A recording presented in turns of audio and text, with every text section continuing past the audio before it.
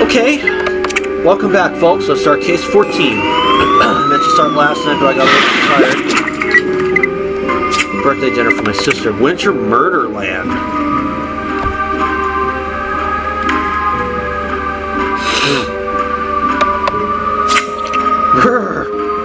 They really weren't kidding about Montana having freezing winters, Matthew. The werewolves must like the cold, else they wouldn't have picked it for their hangout spot. Priya's gone undercover into Annette Strong's wolf pack, trying to find out what they're up to. We'll set up camp here while we wait for her call. Guys, the locals in the nearby village are all in a panic because a farmer's been killed, and they think the legendary round-head lake monster's to blame. But no one in living memory has seen Hannah in the flesh, so who knows whether she's even real. But we of all people should know that more mythical beings exist than we're led to believe, so it's possible that this monster not only is real, but could also have committed the crime. Matthew, since we got time to kill while we wait to hear from Priya, you better go with Luke and investigate the farmer's death. Wyatt Ewing, okay. If the locals think it was the lake monster's doing, then they'll be happy to hear they've got a team of supernatural hunters on the case. Alright, Chief, we're on it. Matthew, let's get to the lake and figure out what happened.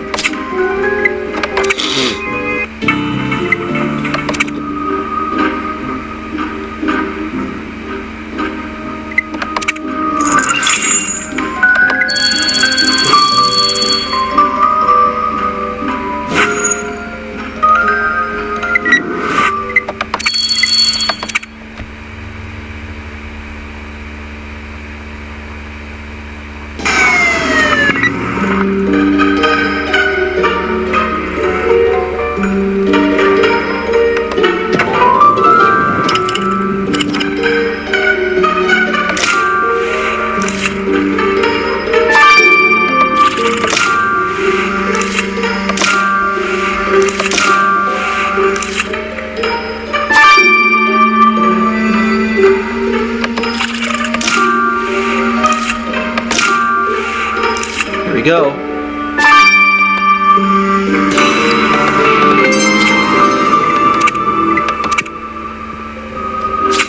This must be Wyatt Ewing, the farmer Hope was talking about. There's 3 holes in his neck, and he's not breathing. It looks like a murder, all right, Matthew. Even if the locals are sure it was Hannah, the Montana lake monster, who did it, we can't jump to conclusions. Take this coat, which has got to be the victim since it was lying next to him. The killer must have pulled it off him, and I'm not sure the lake monster's capable of that. We should get a sample of that slimy gloop left on the coat. And what's a British passport doing on the scene of a murder in Montana? The info's gotten all blurred by the snow, but let's see if we can match the passport holder's face to someone in the airport records.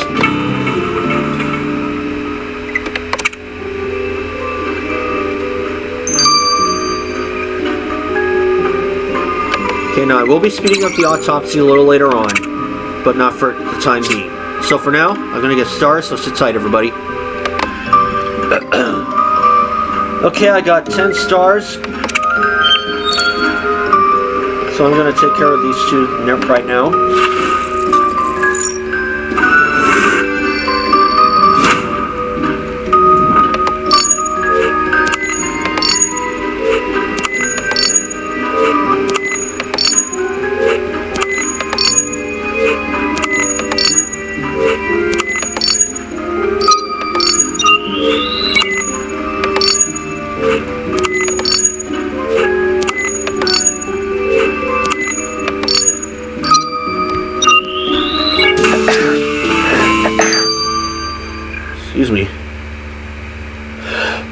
Excuse me, slimy substance now. With Priya off with the werewolves, we better get Ben to check out the slime from the victim's coat, Matthew.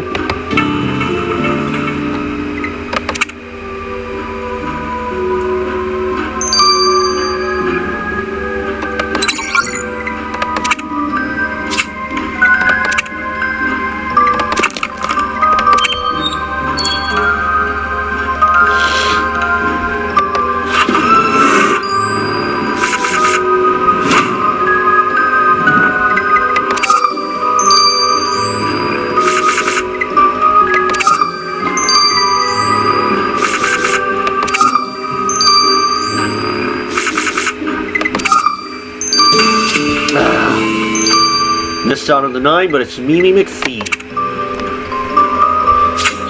The passport we found on the crime scene belongs to someone called Mimi McPhee, Matthew.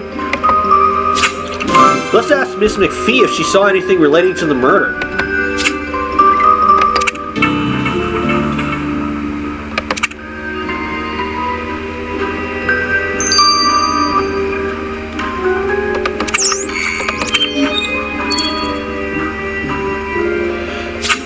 Miss McPhee, we found your passport. Why, thank you, dear. I must have dropped it while rooting a boot for the lake monster yesterday. You're pretty far from home, aren't you? I'm a proud Scotswoman, through and through. I'm currently on a tour of lake beasts around the world, but no creature so far has been a match for my beloved Nessie. Well, the townsfolk here think Hannah the Montana Monster murdered a farmer called Wyatt Ewing. Farmer Ewing's been murdered? But I saw him just yesterday pottering around his wee barn. How can he be dead? There's no doubt about it. His body was found by the lake. You didn't see anything suspicious when you were there? I saw nothing suspicious, let alone even a mere smidgen of a sighting of this so-called Hannah. Highly disappointing. Ooh. Okay, well, if you say you last saw Farmer Ewing in his barn, Matthew and I had better go check it out.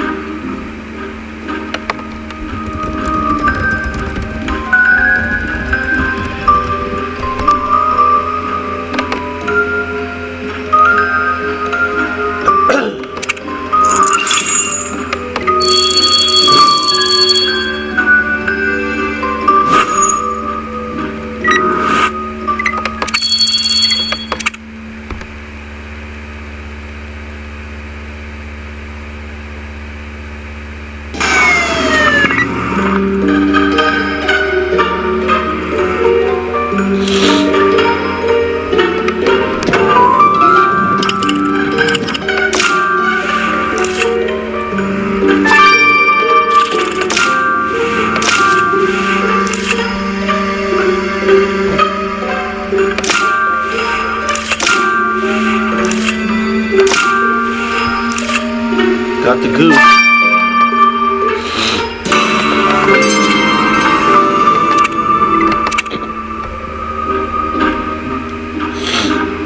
Oh man, geese are nasty critters. Why'd you hand me this one, Matthew? Ah, it's got a name tag, Lordy Gaga, and it looks like its owner's name is etched on the back, but it's all faded. Let's figure out who the owner is before Lordy Gaga pecks my eyes out. And I agree, this crate of seed packets looks like it's been recently disturbed. Let's look through it.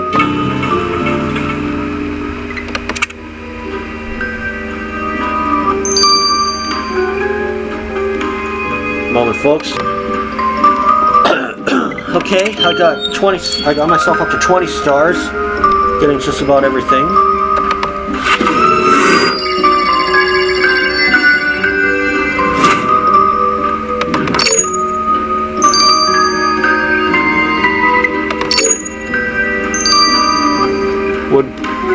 Woodbine.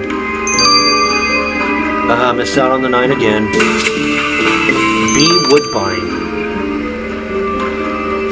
So Lordy Gaga's owner is someone called B. Woodbine, Matthew. Blake Woodbine. Why someone would want a goose as a pet, I'll never know. Anyway, we should see if this Woodbine person knew the victim.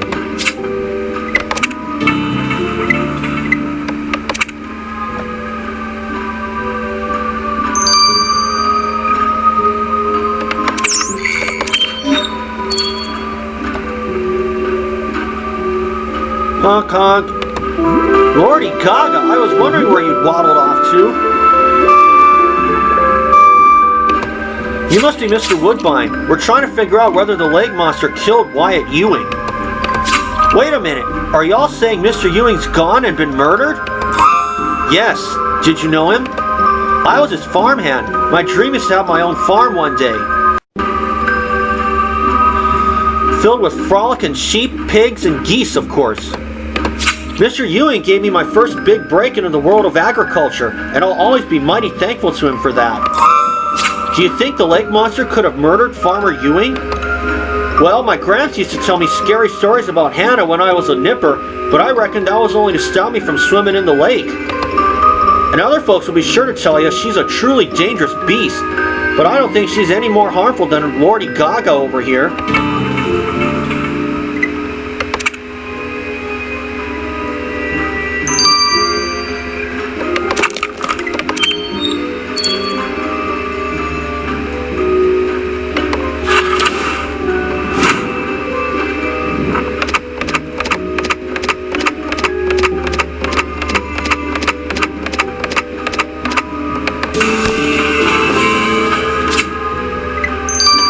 Pamphlet. Matthew, what's this pamphlet doing among the seed packets? It's for a company called Grim Foods, based in a town called Grimsboro. Never heard of it. There's a note aside to our victim from Fabian Roland Tavin, the company's CEO. Says he's looking forward to visiting just after Christmas. Which means Mr. Roland Tavin must be here. Let's go find him. I remember him from when we returned.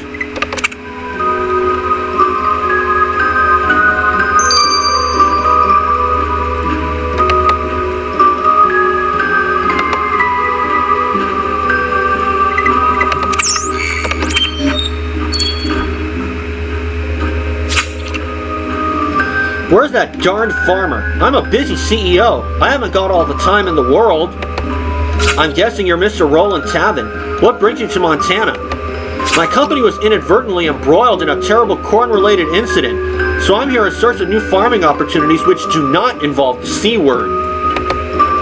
I'm staying up at Wyatt Ewing's ranch/bed and breakfast. Quite convenient since he's the farmer I'm trying to do business with. I'm sorry to tell you that there won't be any business happening since Farmer Ewing's been murdered, potentially by the local lake monster. Oh Lord, I thought Montana would be safer than Grimsboro, but now we're dealing with murders and lake monsters. Please go away. I need to call my secretary to make arrangements to get me out of here, stat.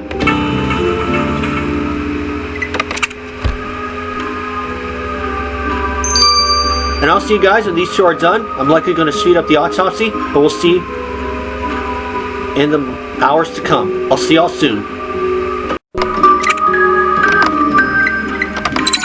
Apparently I got a little too tired last time, but welcome back, folks. Let's get the results of the autopsy. Matthew, when I was a kid, I was sure there was a goblin living in the nearby lake. Turned out it was just a very fat toad. Well, I definitely thought some of my foster parents were evil goblins when I was growing up. Aw, poor Luke. I can only imagine how tough things were for you being raised in the system. Yeah, well, it was a long time ago. Anyway, speaking of monsters, what can you tell us about our victim? Was he killed by a mythical lake beast? Well, someone or something stabbed Farmer Ewing through the neck, piercing his carotid artery and killing him almost instantly. There are 3 puncture wounds, and I gotta admit, the circumference and distance between these holes perfectly match the 3 horns that allegedly sit atop the lake monster's head. So you're saying that the lake monster could have stabbed the victim with their horns? Absolutely, but the wound could equally have been made using a 3-pronged weapon, which means we can't rule out human involvement just yet. Also, I picked up on traces of chewed, uncooked lake weed around the wound. This points to the lake monster, but I've also heard that lake weed's all the rage around these parts. Which means a human or the lake monster could have left the lake weed on the victim's wounds. Right you are, Luke. In any case, be on the lookout for a killer who eats lake weed.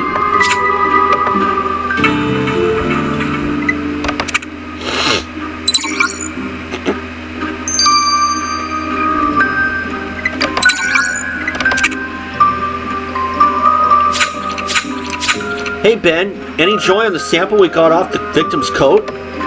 Yeah, I'm getting really good at this chemistry stuff. Priya's not going to have a job to come back to at this rate. But enough bragging. The gooey liquid on the coat was slime from the skin of a deep-water cutthroat trout, a fish native to Montana. This species lives way below the water's surface, so you've got to be a pretty nifty underwater fisherman to be able to catch it. Jake was a pro before he lost his arm. Anyway, seeing that your victim wouldn't have gone swimming in his coat, I can only conclude that it's your killer who's an underwater fisher person, or fisher beast. Knowing how to underwater fish doesn't make it any clearer as to whether it was a lake monster or a human who killed Wyatt Ewing. But we've still got one more evidence to add to our notes, Matthew.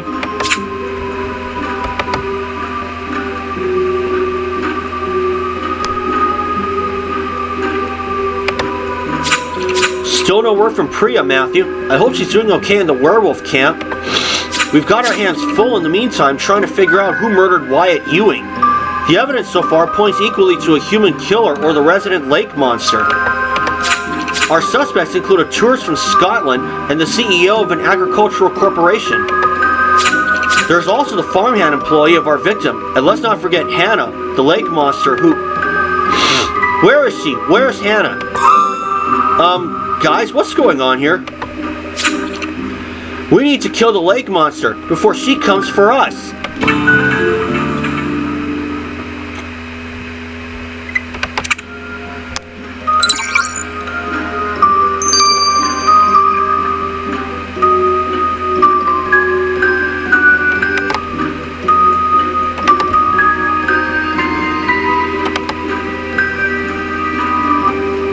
And I'll see you guys for Chapter 2. Okay, we are back. Let's start Chapter 2 of Murderland. We last left off.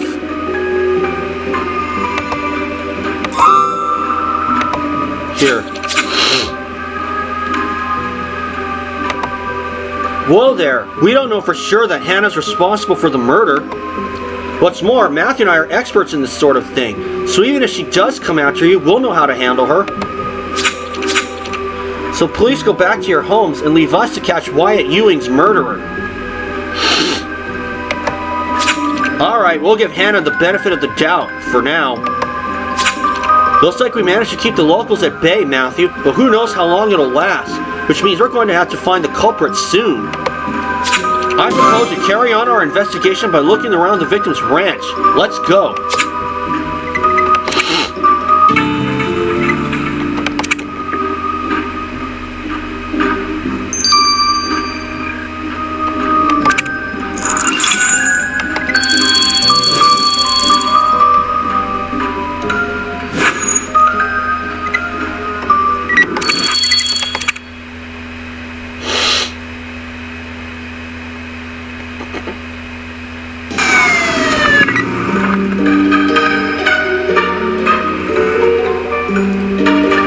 Say this weather outside is really torn with my sinuses.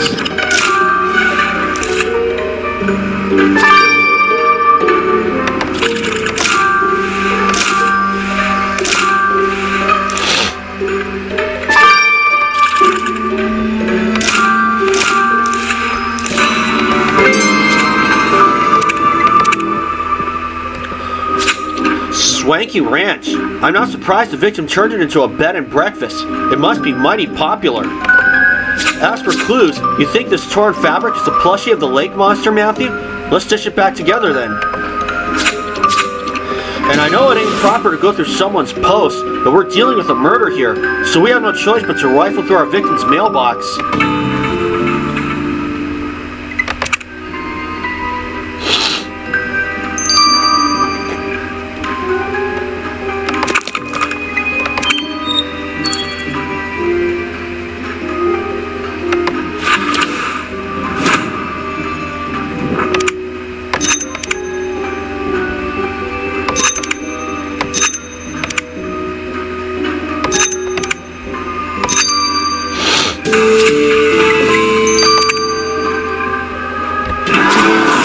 You were right, Matthew. This is a lake monster plushie. The label says it comes from a shop called Poppy's Emporium. We should have a chat with this Poppy. I agree.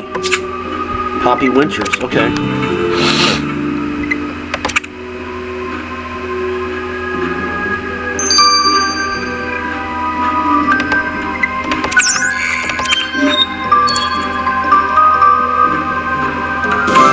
Howdy, folks, and welcome to Poppy's Emporium. Whatever lake monster memorabilia you're in the market for, you can guarantee I got it.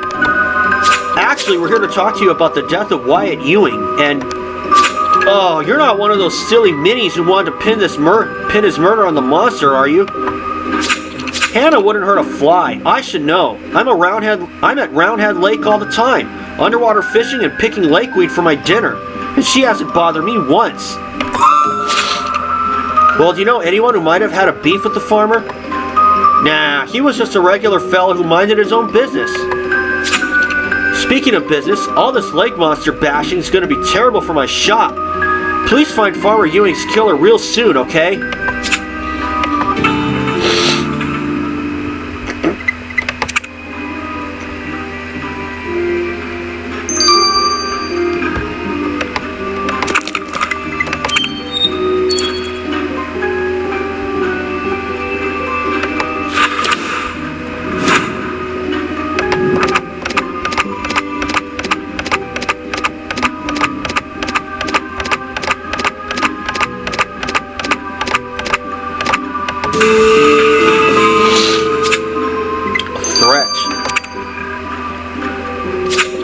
Matthew, someone mailed our victim this threat made from cut-out letters.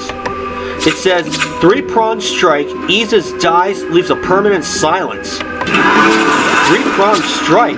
The farmer died from exactly that, so our killer must have written this threat. And as far as I know, lake monsters can't read or write, which means we now know for sure that a human murdered Farmer Ewing. We better send this threat to Felix to check for any further evidence.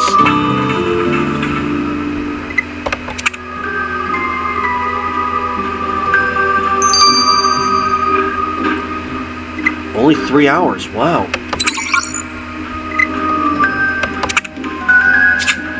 I'll see you when this is done. I'll get to it as soon as I can. See y'all soon. Okay, we are back. Let's get the results of the threat from Felix. Yo, Matthew, there's nothing more romantic than the Montana landscape, don't you think? I never really thought about it, Felix. Then it must be the threat from your killer that's got me feeling all schmaltzy. I know that sounds bizarro, but the message, 3-pronged strike, eases, dies, leaves a permanent silence. It's a line from Ridgeback Mountain, one of the raddest love stories of all time.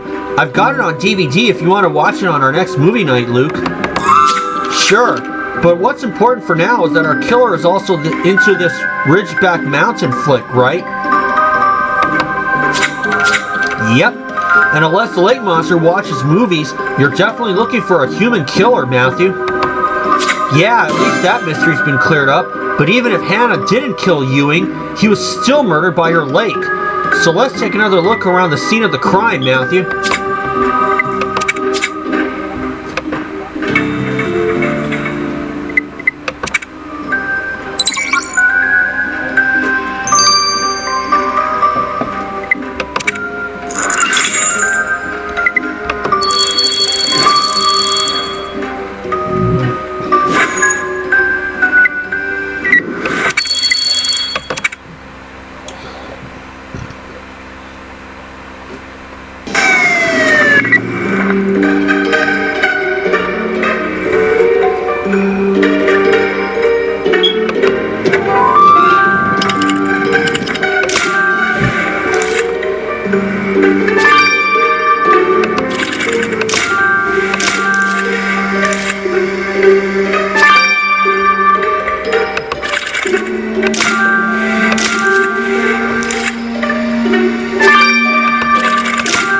There we are.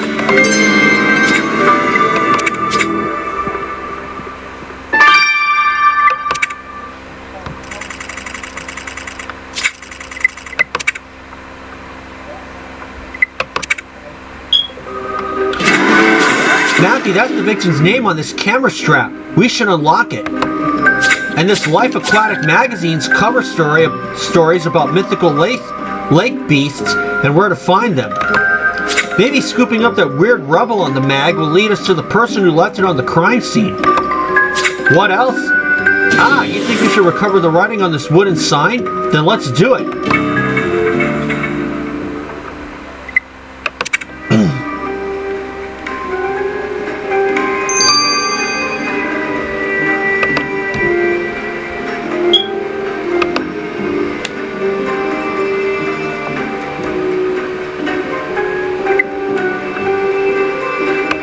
moment, folks. Okay. Got 4 stars. I'll get the last one a little later.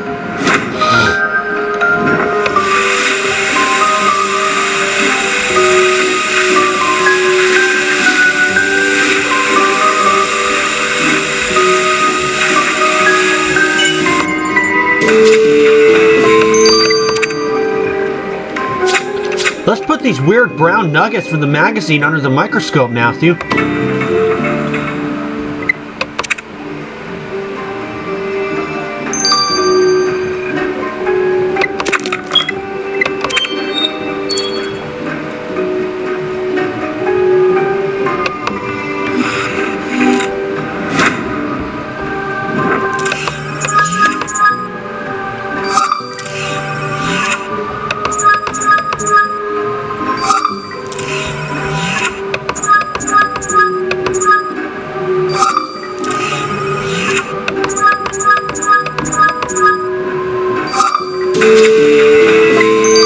Lizard poo. Oh gosh. Gross. Those brown things on the Life Aquatic magazine are Celadon lizard poo. Wait, Matthew, you remember Zeke Davis, that environmentalist dude we last met by Devilman's Bridge, being obsessed with Celadon lizards? So this magazine must be Zeke's. We better ask Zeke what brings him to Montana. And remember, he thinks we're FBI agents.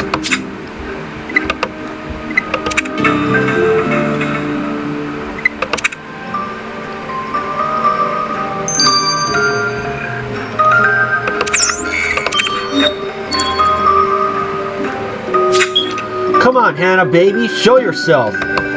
Hello, Zeke. We just keep bumping into each other, don't we? What are you doing in Montana?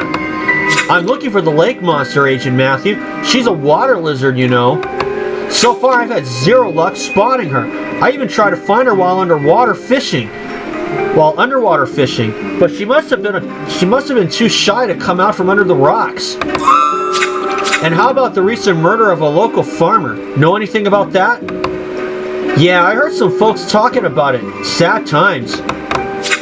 Not that I knew the farmer guy, although I did spend a pleasant evening watching Ridgeback Mountain with a dude called Blake. Alright, well we're camped just down the road, so if you think of anything else, you know where to find us.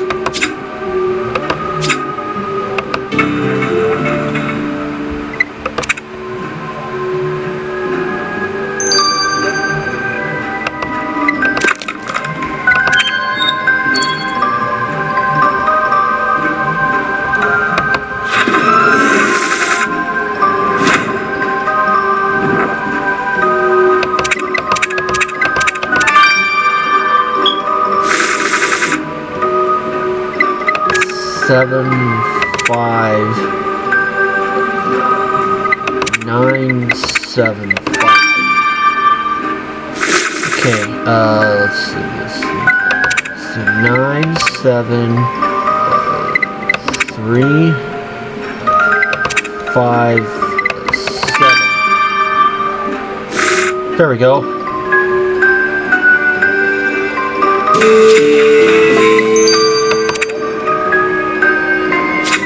Hope will be faster than us searching through the photos on the victim's camera, Matthew.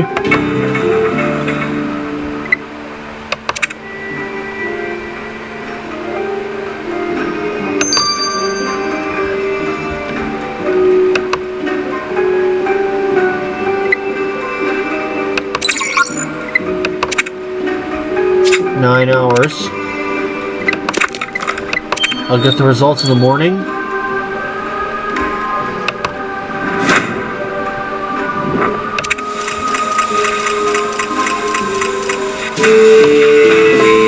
Wow. Grim Foods sign. That sign's got the logo of Grim Foods on it. That's the company of that CEO guy we met. And look, our victim wrote "over my dead body" under it. Looks like Fabian Roland Tavin and Wyatt Ewing weren't seeing eye to eye on something. We better find out more.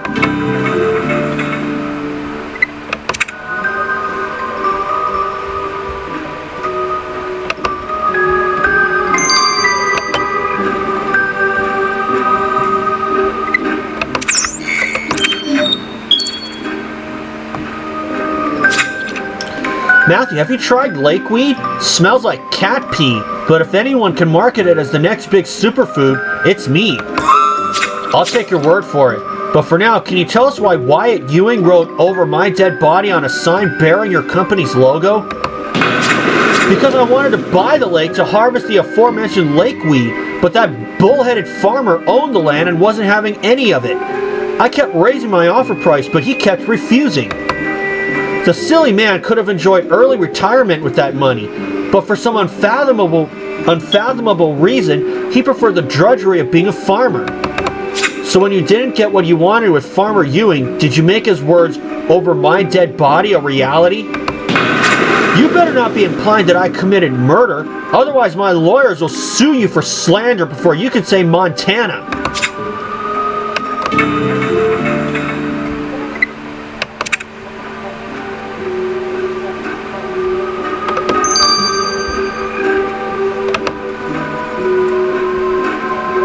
And I'll let the victim's camera run its course. I'll see you when that's done. Okay, folks, we've returned. Still fighting a cold again. Probably because of this weather. Hey, Matthew, the camera you sent me made me sorrowful that I don't have any photos of my guardian. He died when I was 17. That must have been real hard. Hope. That must have been real hard, Hope. How come you don't have any pictures of him? Well, we didn't part on good terms, and then he was killed. I'm pretty sure he was murdered by some supernatural being, but nothing was ever confirmed. I have his death to thank for leading me to become a hunter. Anyway, back to Farmer Ewing's camera. It was mostly filled with pictures of cows and chickens. But I also discovered a hidden folder containing images of Mimi McPhee taking a bath. What? There were photos of Mimi, that Scottish tourist, having a bath? On the victim's camera? Were they in a relationship or something? Unlikely, because the pictures look like they were definitely taken by the farmer without her knowledge. Gross. Matthew, I wonder if Miss McPhee knew the victim was ogling her. We should ask her.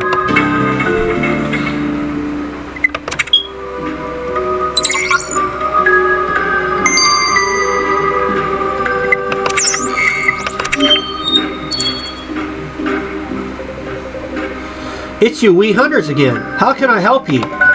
Well, it's kind of awkward. Thing is, we found some photos of you in the bath on Farmer Ewing's camera and... Ah! That disgusting creep of a man. He was all over me like a swarm of midges on a Scottish summer's day. And those photos aren't even the worst of it. Yesterday, he told me he'd take me to the lake to show me the monster. But the only monster he revealed was the one in his pants. Did that farmer really think he could get up to hanky-panky with me like those cowboys in Ridgeback Mountain? I was so outraged I couldn't even muster up the energy for my daily underwater fishing session. Miss McPhee, what Farmer Ewing did to you was horrible, but I hope for your sake you didn't retaliate by killing him.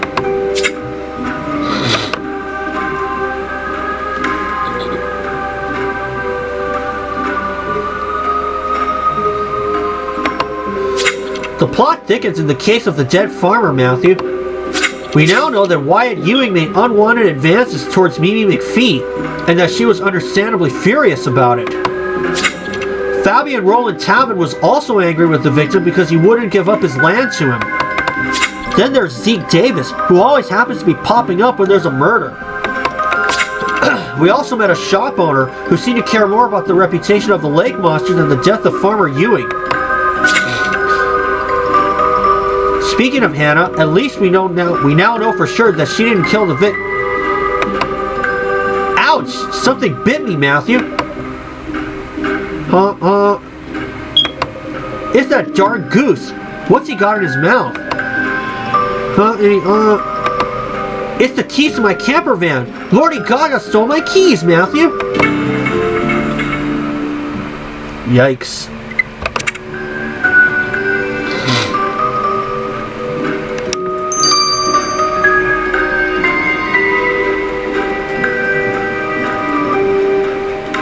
And we'll leave it at that, in the hopes that Luke could get the keys back. We'll see for chapter 3 in the meantime. Okay, we are back to start Chapter 3 of Winter Murderland. We last left off with Lordy Gaga taking Luke's keys.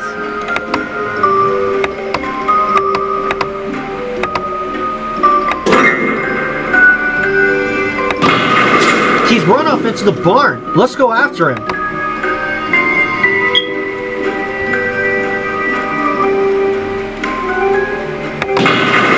Where are you hiding, you pesky son of a... Are you looking for Lordy Gaga?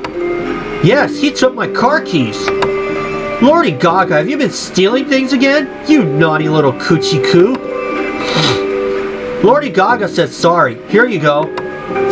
Thanks, and I'd appreciate it if you kept your pet locked up for the rest of our investigation.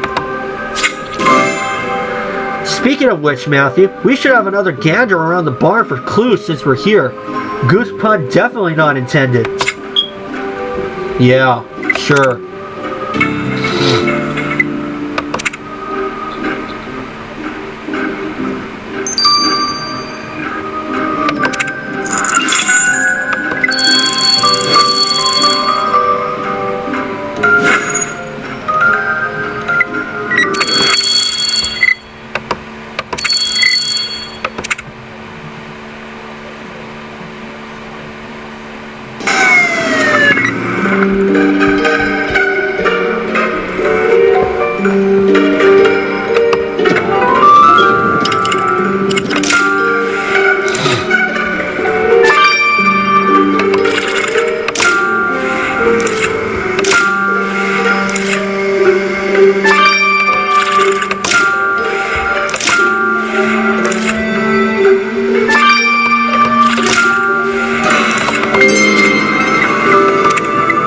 Got it.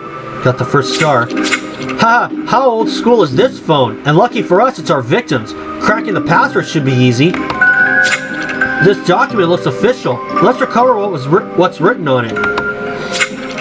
And why is this photo frame broken? We should put it back together, Matthew.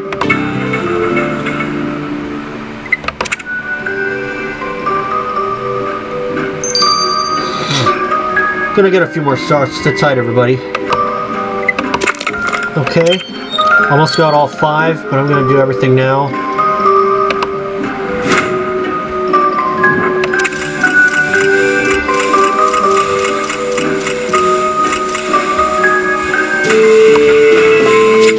A restraining order. This is a restraining order, Matthew, and it was taken out by our victim. It doesn't name the person he took it out against. Although there is a case number, let's get Hope to figure out who it relates to.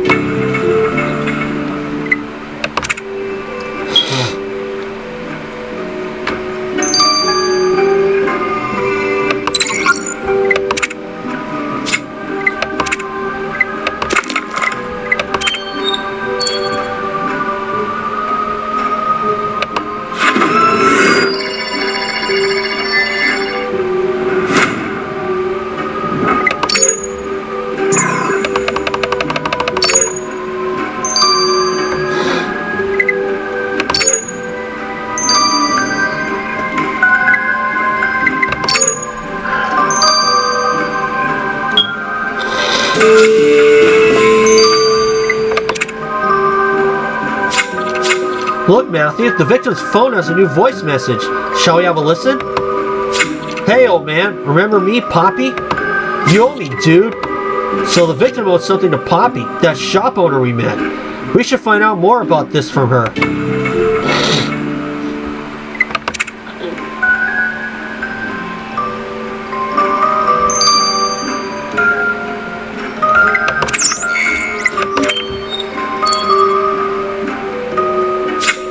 Hey Matthew, I heard you found evidence showing Hannah couldn't have murdered Farmer Ewing. I'd like to say I told you so, but I'll be the bigger person.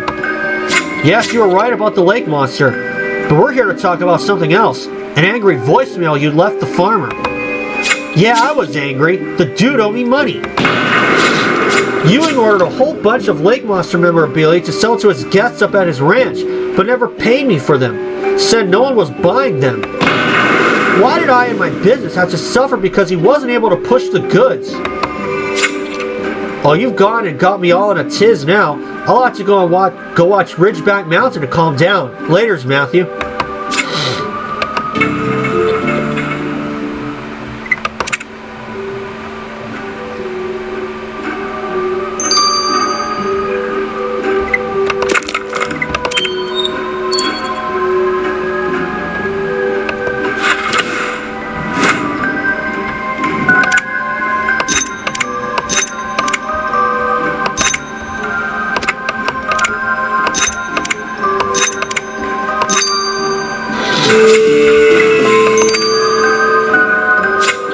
Ugh, it's a framed photo of Blake and that darned goose. I wonder who broke it and why, unless it was someone who hated Lordy Gaga as much as I do. You're right, Matthew. I need to stop letting that bird get to me so much.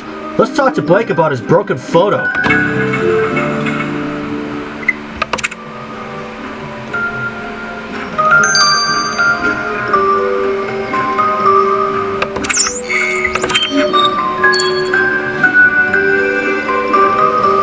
Matthew, my goose didn't steal anything else of yours, did he?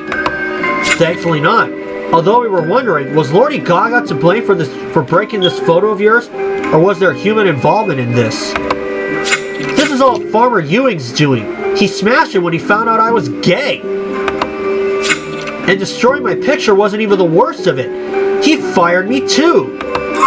Farmer Ewing fired you for being gay? Yes, and after all I did for the man, swimming to the depths of the lake in the dead of winter to catch his favorite fish, and surviving only on lakeweed sometimes because of the pittance he paid me. Thank goodness I had Lordy Gaga looking out for me through it all. I'll have the last star collected. And I'll see you guys when the restraining order has run its course. Hopefully I'll recover by then. Okay, we are back now. You're going to see I have a jacket on because I still have that cold again, thanks to the changing weather. Oh, George Matheson in. Good day, Matthew. Agent Matheson, what are you doing here? Your colleague over here gave me a buzz. Said she needed my help digging up the subject of a restraining order.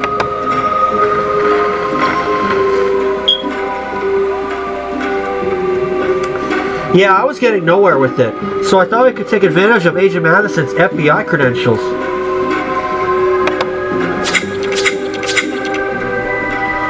You made the right call. This restraining order was filed by your victim against an individual going by the name of Zeke Davis. Zeke Davis? He was harassing Wyatt Ewing? Zeke told us he didn't know the victim. We better find out why he lied, and why Farmer Ewing had to take out a restraining order against him. Thanks for your help, Agent Matheson.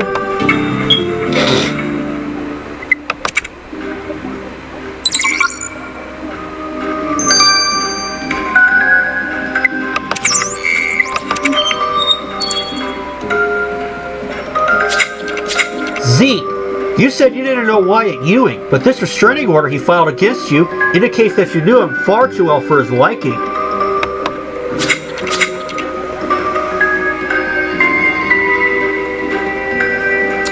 I'm sorry I lied to you guys. Thing is, well, I recently found out that Wyatt Ewing was my biological father. Farmer Ewing was your dad? Yeah, I was the result of a one-night stand, and my mom refused to tell me my father's identity. So I did my own research, which brought me to Wyatt Ewing.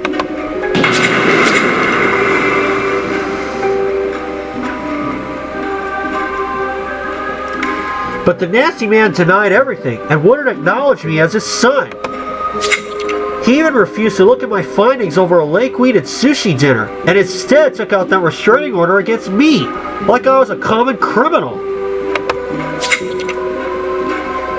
I never wanted to be a lizard more, so I could crawl under a rock and hide from the world and my father forever.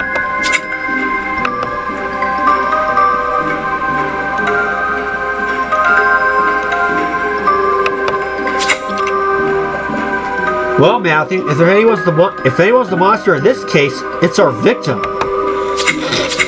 Not only did he refuse to accept Zeke Davis as his son, but he also fired Blake Woodbine just for being gay. And it turns out that he also owed money to Poppy Winters for goods he bought from her shop. Could any of these people have murdered Wyatt Ewing in retaliation? You're right. Only more clues will tell us. Let's take one final look around the victim's ranch.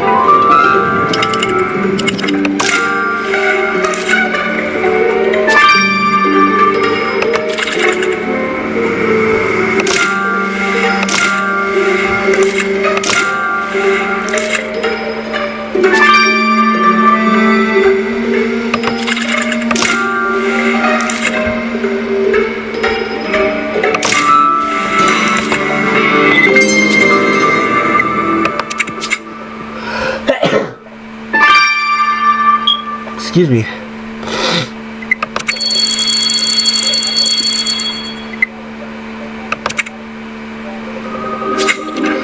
This pile of snow accessories could be hiding something for sure, Matthew. We should pick through it. And we know our killer is an underwater fisher person, so this pair of swimming fins must belong to them. Those look like skin cells left on the fins. We need to collect a sample. Come on, Matthew. We've almost got the farmer killer by their fishy coattails, so let's make sure they don't slip away.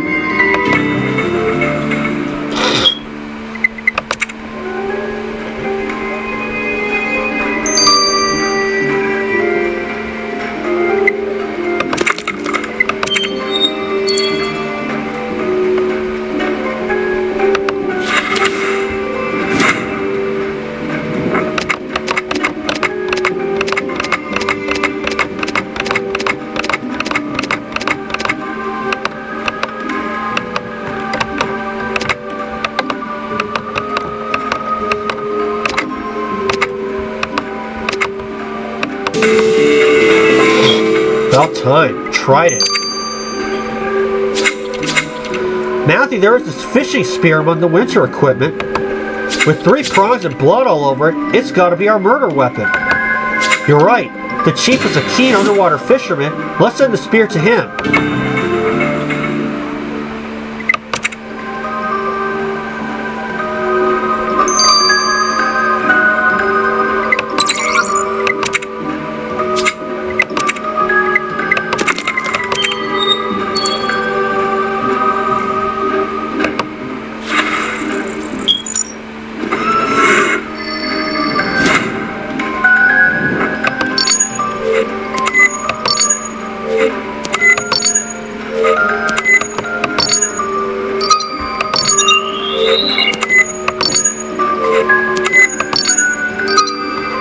Right next to each other.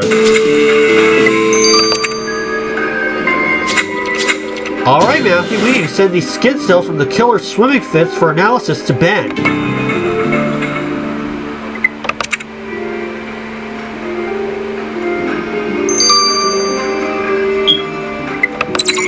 "15 hours. I'll see you guys when these 2 are done. So for now, this is Matthew. I'll see you soon, and hopefully I'll feel better by then." Well, I'm feeling better. Well, welcome back, folks. I gotta put a killer behind bars here now. Ah, Matthew, your latest murder weapon takes me right back to my glory days. Do you know, I once caught the biggest swordfish on record in the state of Florida? Ben told us you were a pretty awesome fisherman. And as for the bloody trident spear, you're sure it's the murder weapon? It's the murderers? Without a doubt. That was the victim's blood all over it, and the prongs matched the wounds on his neck. And that's not all. A closer look at the microscope revealed tiny fibers of green tartan on the spear handle. These fibers must have come out the killer's clothes as they thrust the spear into the victim's neck.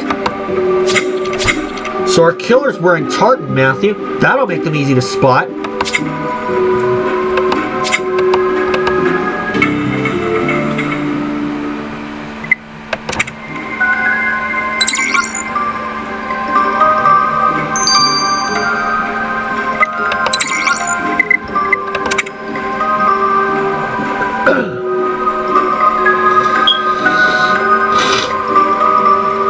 Matthew, it's mind-boggling that anyone would go swimming in these freezing conditions. I'm already concerned that you're not wrapping yourself up enough when you're outside. Don't worry, Ben. Matthew's a tough cookie. And as for swimming, did the skin cells in the killer's fins reveal anything about them?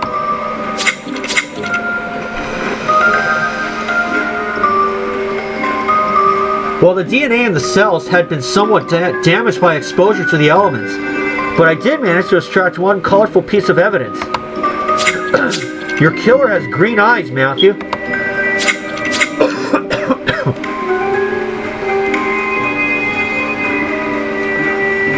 Matthew, we'll make sure to look the killer straight in their green eyes when we catch them.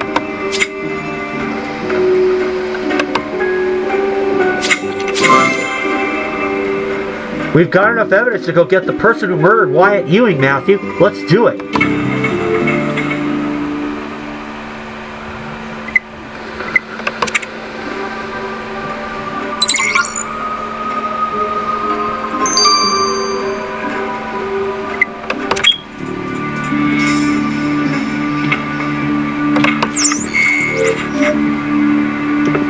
It isn't Mimi McPhee. And it isn't Blake Woodbine.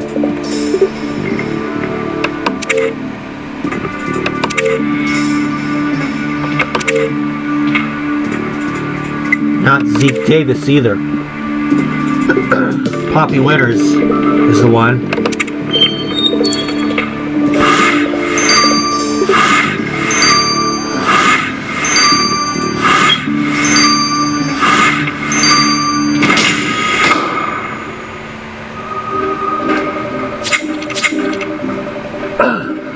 Poppy, you are so sure about the lake monster not having anything to do with Wyatt Ewing's murder because you killed him.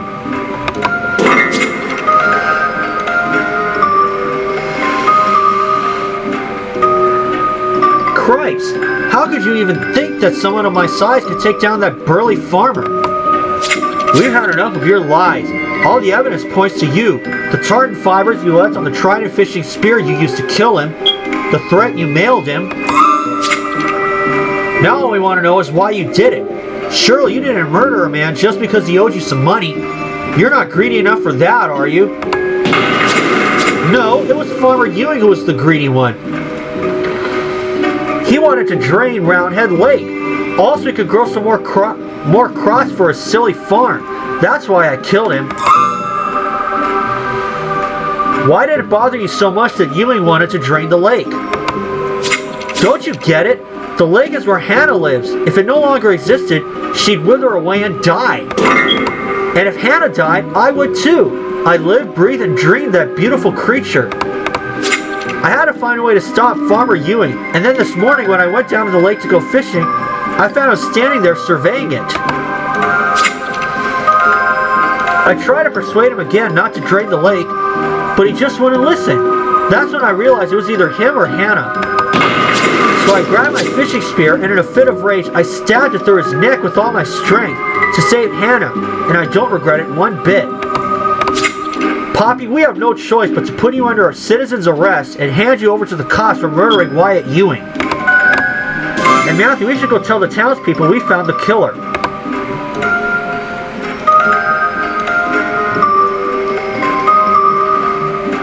Moment, folks.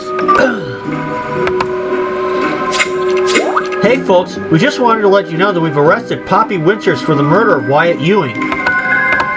So you're sure the lake monster didn't do it? Without a doubt. So you're free to go about farming things without worrying that Hannah's coming for you. And Miss Winters is behind bars awaiting trial, so she'll get the justice she deserves. Well, that's a darned relief. Thank you so much for making Montana safe again, Matthew.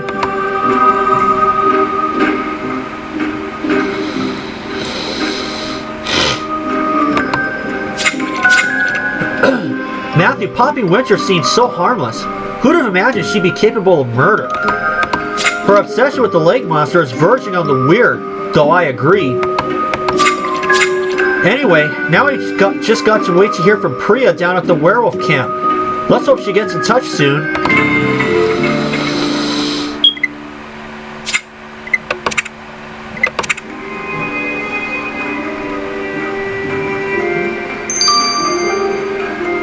I'll see you guys for the Call of the Wild 4-5. Okay, we are back. Let's start the Call of the Wild 4-5. Matthew, I see you haven't been twiddling your thumbs while we've been waiting to hear from Priya down at the werewolf hideout. Yeah, we nabbed the farmer killer and exonerated the mythical monster who lives in the lake nearby of the crime. Agent Matthew, it's Hannah, the lake monster. I just saw her. Zeke, what do you mean you saw the monster? I was by the lake when she emerged from the water. I think she wants to speak to us. You need to come with me, Agent Matthew, in case I need protection. Well, I'm the wildlife research expert with the FBI, so it's best if I join you too.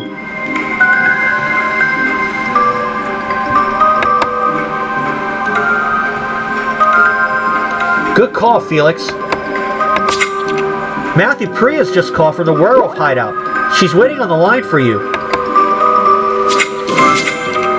In that case, Matthew, you had better speak to Priya first and then check out what the lake monster wants with Zeke.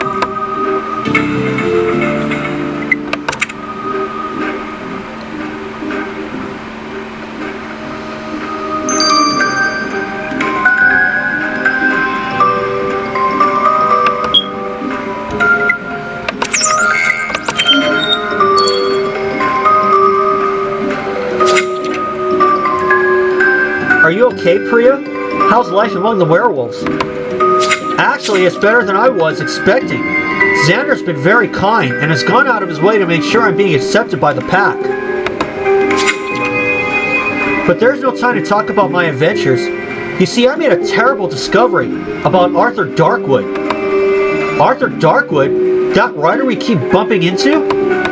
Yeah, Darkwood's been coming to the werewolf hideout, having secret tete-a-tetes with Annette Strong, the pack leader. I managed to eavesdrop on one of their conversations and heard the writer say, I try to scare those hunters off with threatening messages, but they keep coming back.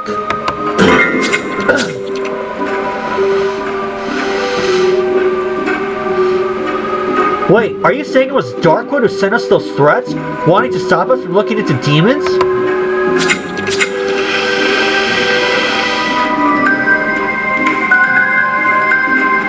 Exactly. And we know that those messages were sent to us from a demon. So the only conclusion is that Arthur Darkwood is a demon himself, and his werewolf accomplice is none other than Annette Strong. Arthur Darkwood's a demon? How could this be? Well, we do know demons can take on a human appearance, and clearly they do a good job at fooling us. This is a huge allegation, and I'm sure the chief will want us to find concrete proof that Darkwood is a demon before we start accusing him.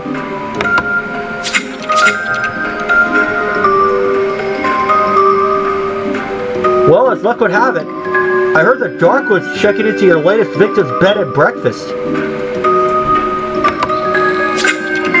So maybe we'll find something belonging to him on the ranch to help reveal his true demonic identity, Matthew. Best of luck, Matthew.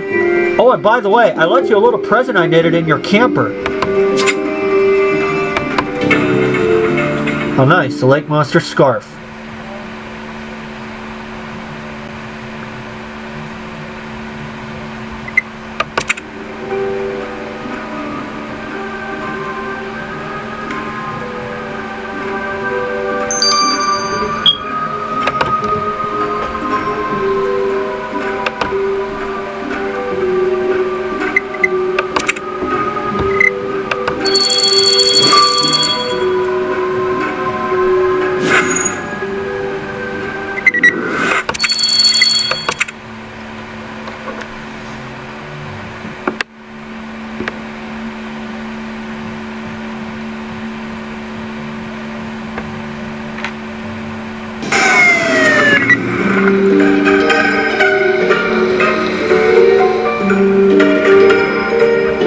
Also trying to clear out my nose.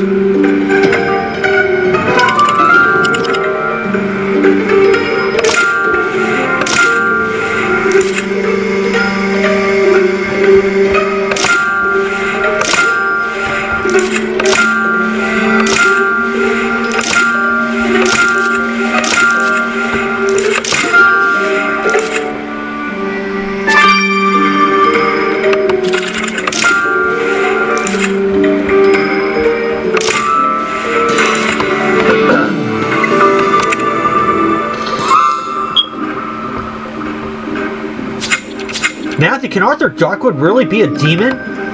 You're right, that's why we're here, to find proof. And Darkwood's planner is sure to help. Looks like he was practicing his autograph on it. It's kinda empty, but I guess that makes sense seeing the year's just begun. Let's recover the faded writing on the first pages. I'll grab your dusting kit.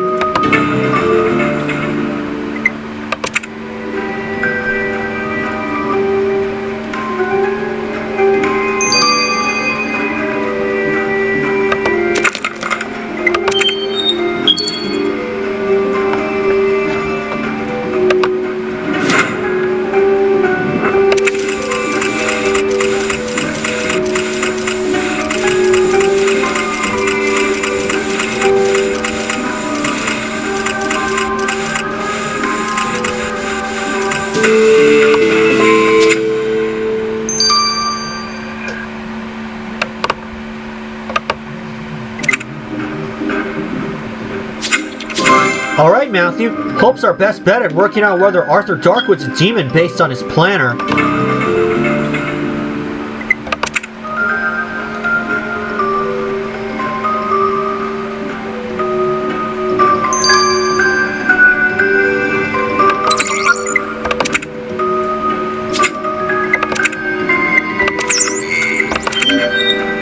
Now let's talk to Zeke Davis. Look, Matthew, there she is. Oh my god, this is so exciting! Hello! Zeke, man, you really weren't kidding. That's a lake monster, alright. I ain't never seen one in the flesh. Probably woo. She's like the most humongous lizard ever, dude. But do you have any idea what she's saying? Woogity woogla glow? I ain't got a clue. Seeing that she lives underwater, what we need is a sonar voice converter to translate what Hannah's saying. I think I've got what I need to construct the converter back in my camper. All I'm missing is a strap to hang the device around her neck. Something like a cow collar would do the trick. What's that, Matthew? You think you saw a box of cow accessories in our latest victim's barn? Alright, I'll get started on the lake monster translating machine while you dudes go grab that collar. And take this money to pay for it.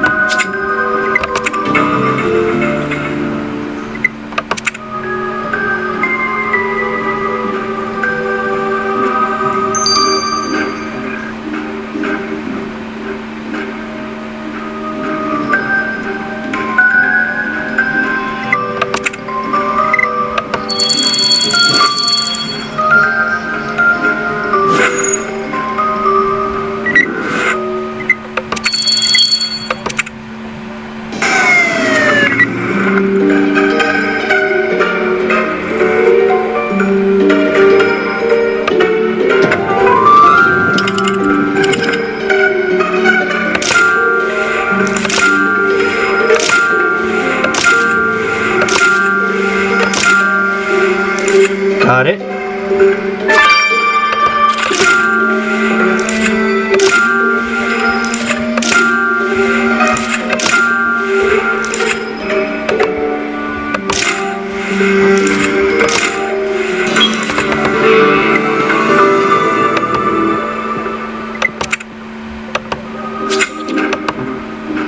That box has a picture of a cow on it, Agent Matthew.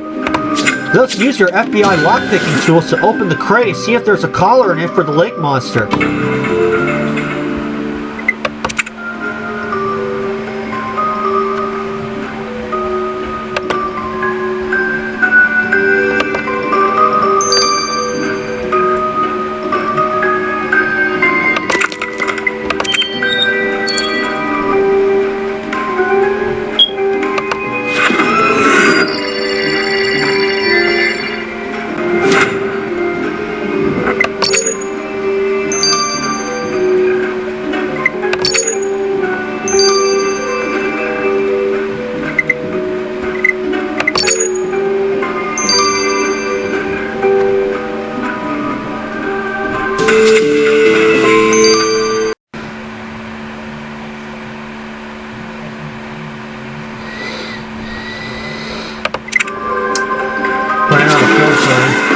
That's okay though.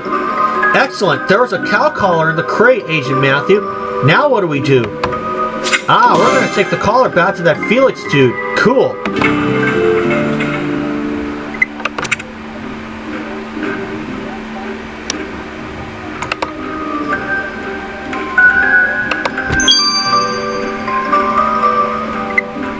"6 hours, and I'll see you guys when both of these are done. I'll see y'all soon." Okay, we are back. Let's get the results of the cow collar from Felix first. Wow, you guys really know how to go undercover. No one would guess that this old school camper belonged to the feds. That's how we roll in the FBI, man.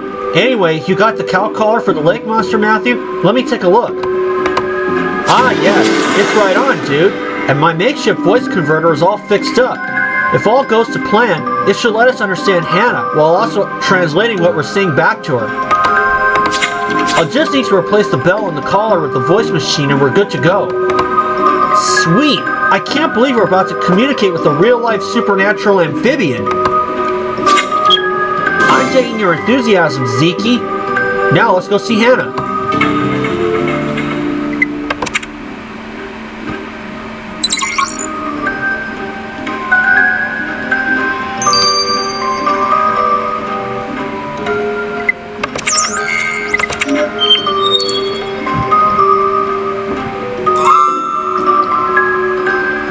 Woogie woogie woo woo. Hey there, Hannah. Now I ain't gonna hurt you. I just need to attach this little thing around your neck. Hello? Hello? Oh, I was such a scaredy fishy when all the villagers thought I killed the farmer. But you saved my hiding and now I can swim free again.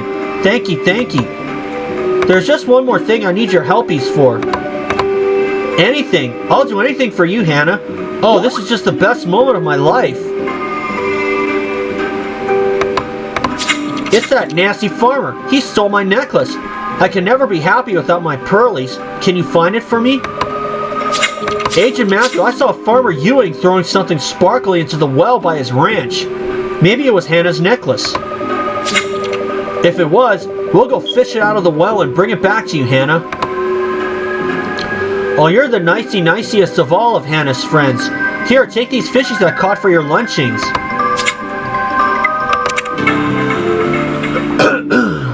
Got the burger. Cool.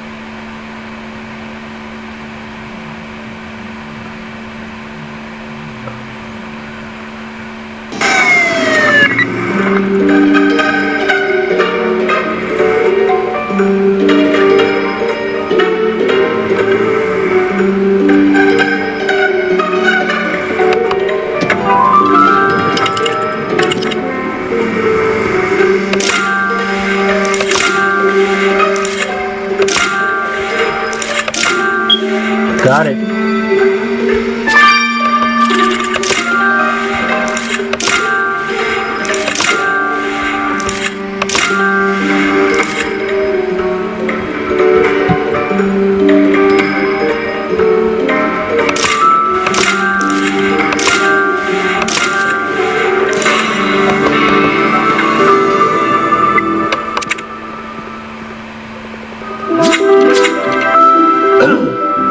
Matthew, how adorable was that lake monster? You're a genius for making that translator machine, Felix. All in a day's work, man. Now this is the bucket from the well you saw the farmer throw something sparkly into. So let's dig through it for Hannah's pearlies.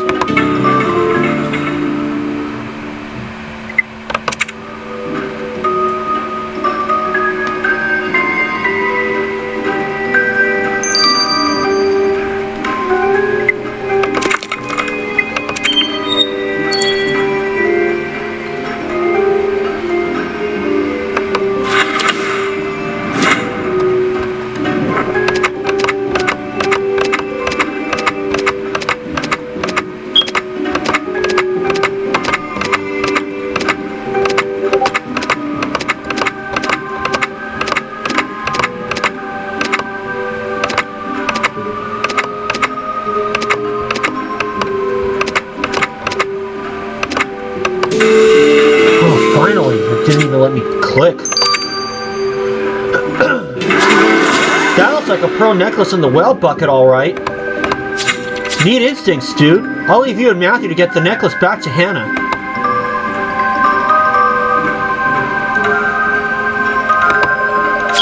Hannah, we found your necklace. Ooh, my precious pearlies. Hannah's so happy. I'll be going back home now, but if you need anything, just call my name and Hannah will come to your rescue. Farewell for nowsies.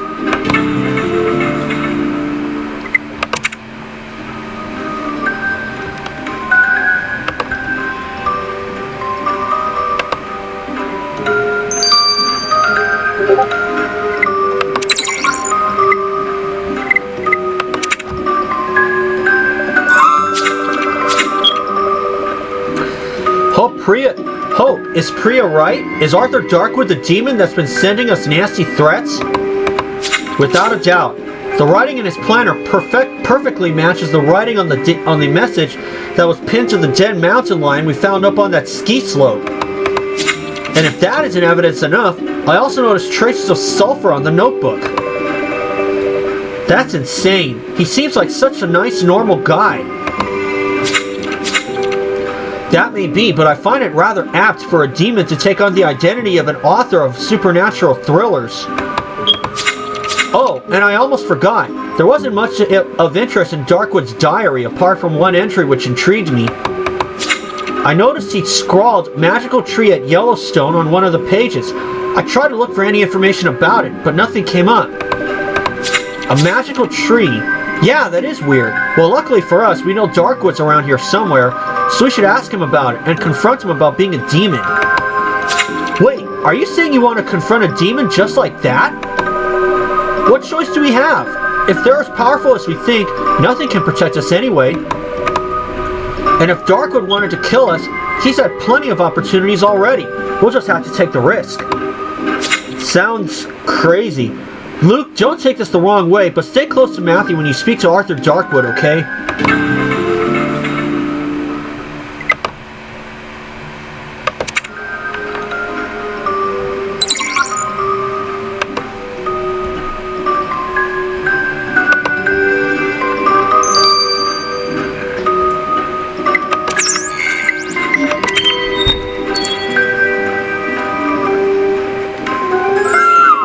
You again, Matthew. If I didn't know any better, I think you fans were obsessively stalking me.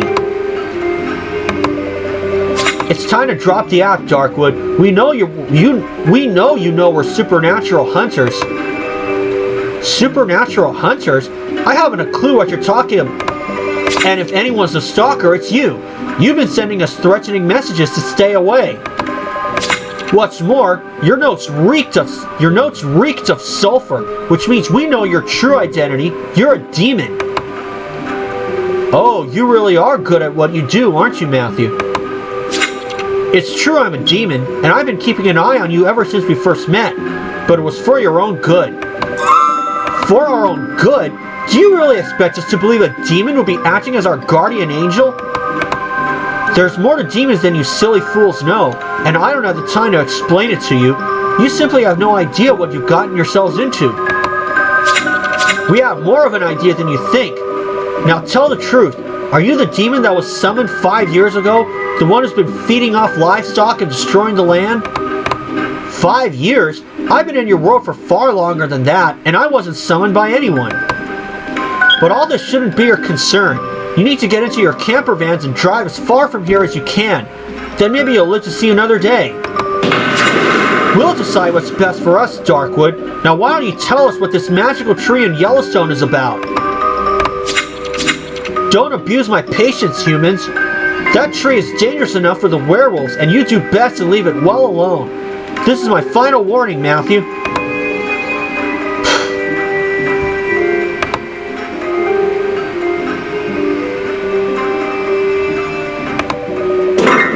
Holy hellfire, Matthew! Darkwood just teleported in a puff of sulfurous smoke. After all this time, we finally meet a demon, and it turns out to be someone we know. Just wait until we tell the chief and the rest of the team.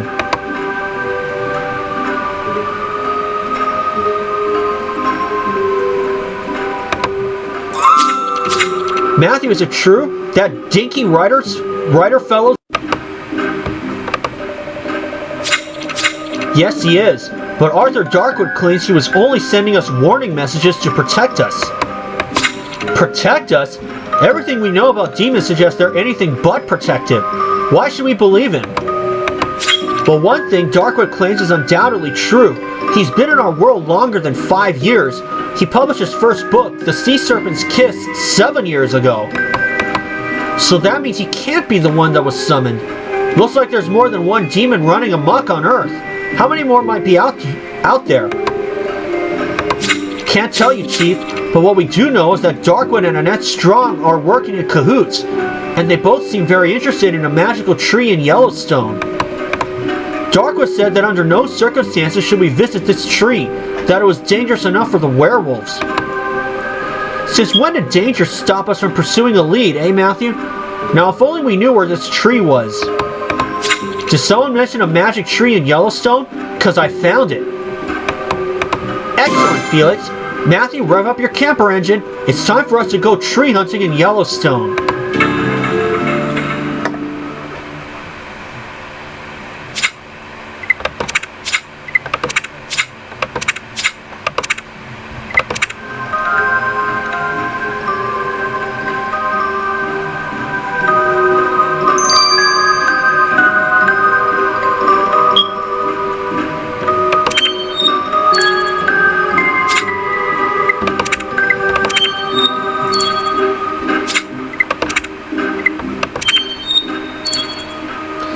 And we are approaching the halfway point in this season.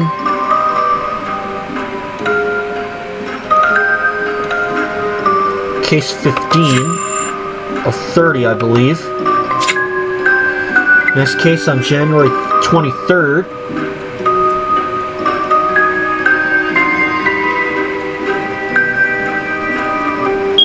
That's another Thursday.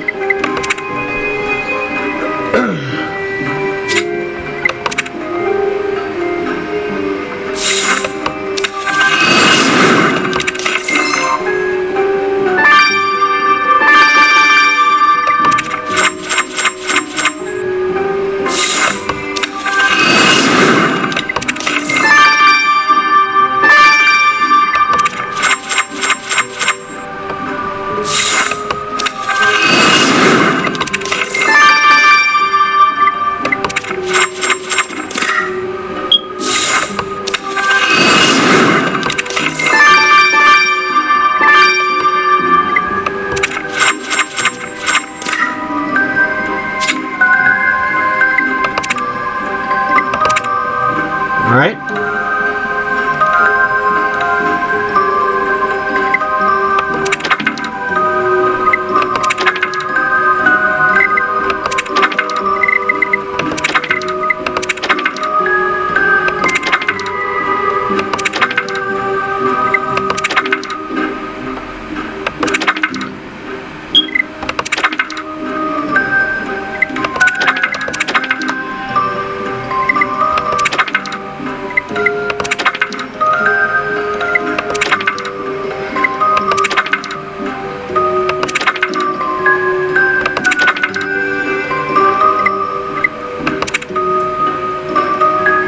Okay.